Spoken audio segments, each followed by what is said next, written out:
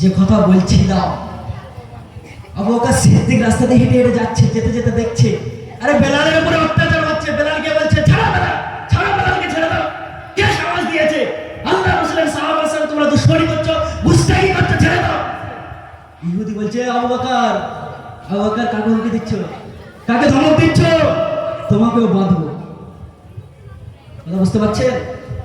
বেলাল আবু বকর সিদ্দিককে বলছে তোমাকেও বাঁধবো, তুমি যদি কোনো কথা বলো, এর হয়ে যে কথা বলে তাকে বাঁধবো। তখন আবু বকর সিদ্দিক বললেন একে ছেড়ে দিতে হবে। কিসের বিনিময়ে? আবু বকর সিদ্দিক বলছেন আমার শরীরের মধ্যে একটা দামি চাদর রয়েছে, এই চাদরটা নাও আর বেলালকে তোমরা ছেড়ে দাও।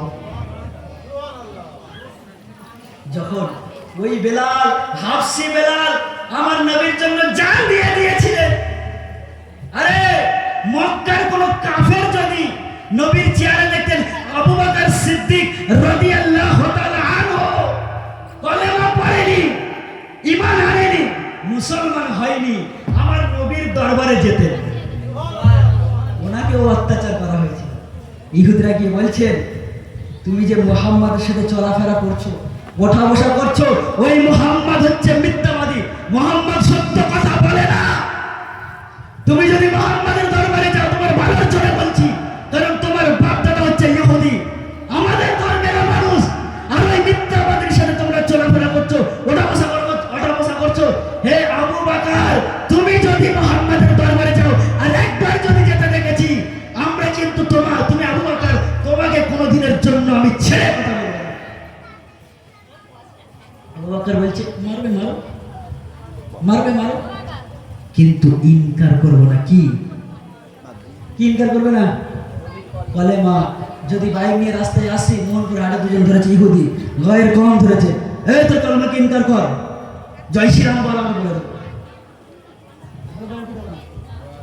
বলে দেবো। আমরা ইহুদিদের কাছে, গায়ের কামদের কাছে মাথা নত করে দেবো, কিন্তু বলছে কি করে করো। তবু কিন্তু যে নবী মুস্তাফার হাতে হাত মোবারক রেখেছি, যে নবী মুস্তাফার চেহারা দেখেছি, সাহাবা তো তাদের মানে যারা আমার রাসূল পাক সাল্লাল্লাহু আলাইহি ওয়াসাল্লামকে জান্নার চোখে ঈমান হারাম দেখেছে, সেই কারণে সেই জন্য তাদেরকে সাহাবা বলা হয়।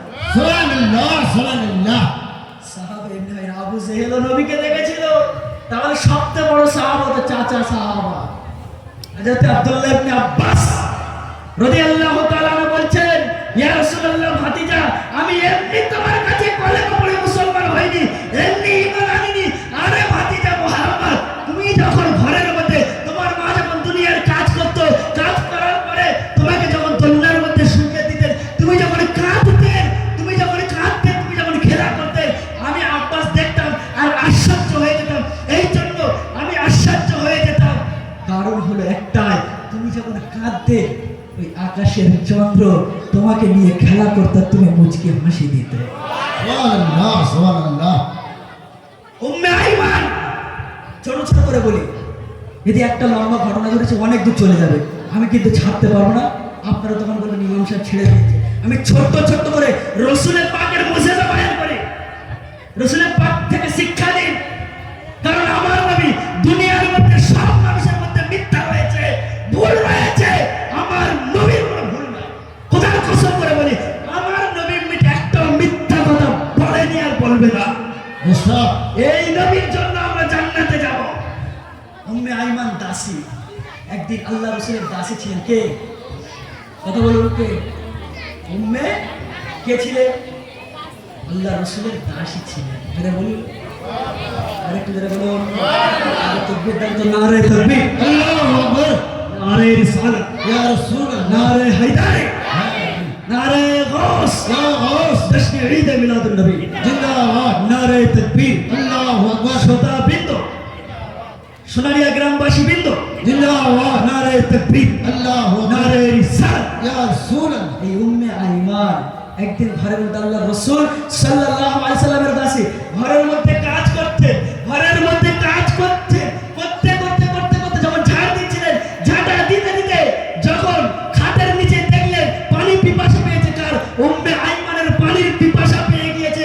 যখনই পানির পিপাসা পেয়ে গিয়েছে, পানি আল্লাহ রাসূল সাল্লাল্লাহু আলাইহি ওয়াসাল্লাম পেশাব মোবারক ঘরের খাটের নিচে রেখে দিয়েছে। উম্মে আইমানের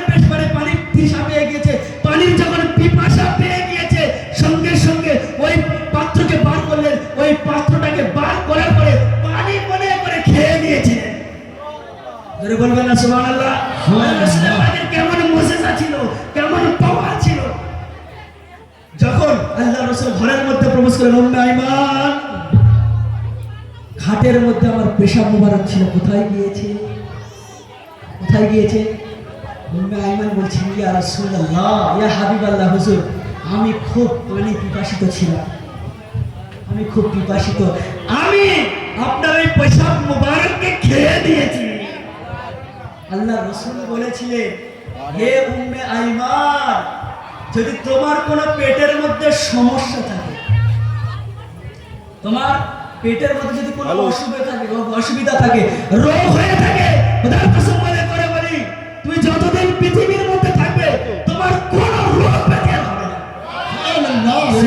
সুবহানাল্লাহ। আল্লাহ রাসূল সাল্লাল্লাহু আলাইহি ওয়াসাল্লামের শরীরের মধ্যে যে ঘাম মোবারক মিশকে আম্বারের থেকেও দামি। আর আমাদের শরীরে যদি ঘাম হয় রাতের বেলা, দিদি বলবে একটু সরে যাও, তার কিবলা তো মুখে চিল্লাচ্ছে। একটু সরে যাও। সন্তান বলবে, আব্বা গায়েতে ঘাম বেরোচ্ছে, গা মুছে এসো, শরীর মুছে এসো, গোসল করে এসো। বন্ধু তখন বন্ধু থাকবে না, সরে যাবেন তো সাহেব, তোর গায়েতে ঘাম বেরোচ্ছে, বন্ধু বেরোচ্ছে, তোর বন্ধু সহ্য করতে পারছে না, নিজের পিতা মাতাও সহ্য করবে না। নিজের শরীরের ঘাম দুনিয়ার কোনো মানুষ সহ্য করবে না। আর আমার রাসূলের শরীর মোবারক থেকে যখন ঘাম ঝরতে, সাহাবাই কেরামরা আতর মনে করে মারতেন আর বলতেন, মিশকে আম্বারের থেকেও। সুবহানাল্লাহ, সুবহানাল্লাহ। এই যদি কারো চোখের সমস্যা থাকে একটা আমল করবেন। কি আমল? আল্লাহ রাসূল সাল্লাল্লাহু আলাইহি সাল্লাম বলছেন, হে দুনিয়ার মানুষ, যদি চোখের মধ্যে সমস্যা হয়ে থাকে, মুহাম্মদুর রাসূলুল্লাহ, মুহাম্মদুর রাসূলুল্লাহ, মুহাম্মদুর রাসূলুল্লাহ সাল্লাল্লাহু আলাইহি ওয়াসাল্লাম, সাল্লাল্লাহু আলাইহি ওয়াসাল্লাম পড়ো, সাল্লাল্লাহু আলাইহি ওয়াসাল্লাম পড়ে চোখের মধ্যে চুমা লাগাও। যদি চোখের মধ্যে কোনো সমস্যা থাকে, যদি নাও থাকে, কিয়ামত পর্যন্ত আর হবে না। সুবহানাল্লাহ, সুবহানাল্লাহ। দরুদ শরীফের কি ফজিলত রয়েছে, দরুদ শরীফের কি, দরুদ শরীফ পড়লে কি নেকি রয়েছে। আল্লাহ তাবারক ওয়া তাআলা বলেন, আমার কোন উম্মত, আমার কোন বান্দা যদি নবীর উপরে একবার মহব্বতের সাথে দরুদ শরীফ পাঠ করে, আমি আল্লাহ পাক রব্বুল আলামিন তার বিনিময়ে 10টা রহমত তার আমলনামায় নাযিল করব। সুবহানাল্লাহ। এই যে পৃথিবীর মধ্যে আল্লাহ তাবারক ওয়া তাআলা এত হুকুম, এত আহকাম করেছেন, আচ্ছা বলুন তো, নামাজ, সালাত, ওয়াকিমুস সালাত, রাসূল বলেছেন, হাদিসটা গুরুত্বপূর্ণ হাদিস, মনোযোগ সহকারে শুনবেন ইনশাআল্লাহ। বলুন, আগামী সপ্তাহ থেকে